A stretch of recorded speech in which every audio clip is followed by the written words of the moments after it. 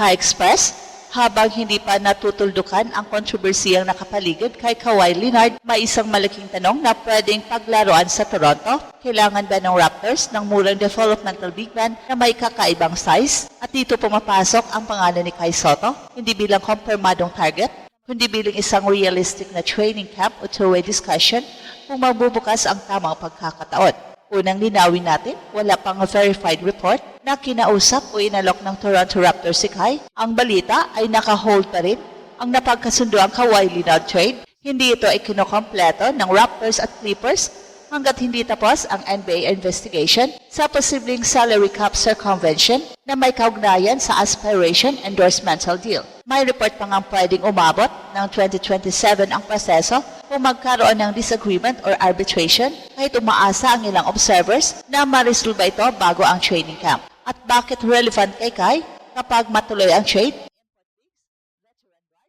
Magiging napakasikip ng Toronto sa ilalim ng first apron, hard cap.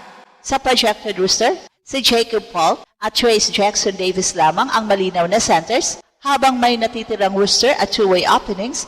At dahil dito, ang klase ng addition na kaya ng Raptors ay malamang minimum, exorbitant o two-way level, eksaktong pintuan na pwedeng pasukan ng isang 7'3" international big na gustong patunayan ang sarili. Pero hindi sapat ang height, kailangang ipakita ni Kai ang mobility, defensive discipline, screen setting, rebounding at ability na mabuhay sa mabilis na NBA decisions. Posible ang Toronto fit?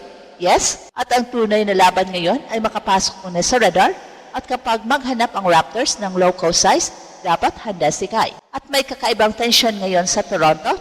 Sa isang banda, sabik ang Raptors na ibalik ang lalaking nakatid sa kanila ng unang NBA Championship noong 2019. Sa kabilang banda, hindi pa pwedeng tuluyang buksan ang pinto para kay Kawhi Leonard dahil may nakabingbing investigasyon na maaring makaapekto hindi lamang sa Clippers kundi pati sa mismong trade package. Ang reported agreement ay magpapadala kay Kawhi Leonard pabalik sa Toronto kapalit ni na Brandon Ingram, Grady Dick, 2 unprotected first-round pick, 2 second-round picks at isang future pick swap. Pero official na naka-hold ang transaction habang hinihintay ang findings ng NBA. At ang sentro ng usapin ay kung may naganap na salary cap circumvention sa relasyon ng Clipper, Kawhi at aspiration. Maring itinanggi ni na Kawhi Leonard at ng Clippers na may nilabag silang patakaran at ang external investigation ay pinangungunahan ng law firm na Watchtill Lipton ay nagsimula pa noong September 2025 at umabot na sa 11 months.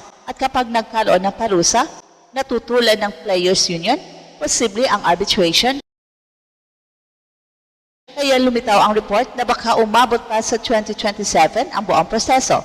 At yan ang dahilan kung bakit hindi pa tuluyang masabi ng Toronto na tapos na ang kanilang pinakamalaking off-season move. At dito nagiging interesting ang Kai Sotto angle. Hindi dahil may leak na interesado ang Raptors sa kanya, wala tayong ganong ebidensya. Nagiging interesting ito dahil sa roster mathematics. Sa projection, matapos ang Kawhi deal, may 12 standard contract players ang Toronto, 3 open roster spots at 2 available two-way slots. Nasa center rotation si Jacob at Trace Jackson. Matibay si Jacob bilang starting 5 at si Jackson ay athletic, energetic at mas sanay sa switch-heavy NBA actions. Pero pagkatapos nila, manipis na ang traditional size ng Toronto, si Scottie Barnes at Colin Murray Boyles ay pwedeng mag-small ball 5 sa ilang lineup, pero iba pa rin ang value ng isang tunay na 7-footer kapag kailangan ng rim deterrence, defensive rebounding at matchup insurance laban sa malalaking frontline ng Eastern Conference. Hindi rin pwedeng basta gumastos ang Raptors. Kapag natuloy ang trade sa kasalukuyang framework, papasok sila sa first apron hard cap. Hindi lang ang regular salaries ang problema dahil may unlikely incentives din sa kontrata ni na Archie Barrett, Emmanuel Quickley at Jacob Paul na binibilang laman sa apron. Sa practical na bilang, halos $5 million na lamang ang espasyo para punan ang natitirang roster at maaari pa itong lumiit depende sa trade bonus ni Kawhi Leonard. Kaya ang susunod nilang additions ay naasang nasa minimum contract territory at developmental deals. Yan ang economic window para sa isang player na tulad ni Kai. Ang exorbitant contract ay isang 1-year camp deal na maaring makonvert sa two-way bago magsimula ang regular season o maaring magdala sa player sa G-League affiliate kapag na-waive. Sa ilalim ng kasalukuyang sistema, hanggang 3 two-way players ang pwedeng hawakan ng isang NBA team bukod sa standard roster. At dahil wala pang NBA service si Kai, pasok siya sa developmental profile na pwedeng tingnan para sa ganitong ruta. Hindi ito nangangahulugang automatic siyang kukunin. Ang ibig sabihin lamang, may contractual pathway na pwedeng gamitin ng Toronto kung interesado silang dalhin siya sa camp o Raptors 905. Pero kailangan nating maging honest, ang latest report ay nakatutok si Kai sa posibleng USNCAA tour at sa dokumentong kailangan para maituloy yon, hindi sa isang confirmed NBA contract. Hindi rin siya nakasama sa 2026 NBA Summer League at ayon sa mga ulat na lumabas sa Philippine basketball media at social platforms. Kaya ang Toronto discussion ay hindi breaking transaction, ito ay fit analysis batay sa kanilang roster openings, financial restrictions at pangangailangan sa murang size. Ang magandang balita, hindi kailangang maging finished product si Kai para magkaroon ng saysay sa ganitong setup. Kailangan niya maging useful sa limitadong role, sprint to the rim, set hard screens, protect the rim without unnecessary fouls, clean the defensive glass, make the simple pass, at huwag maging target sa pick and roll.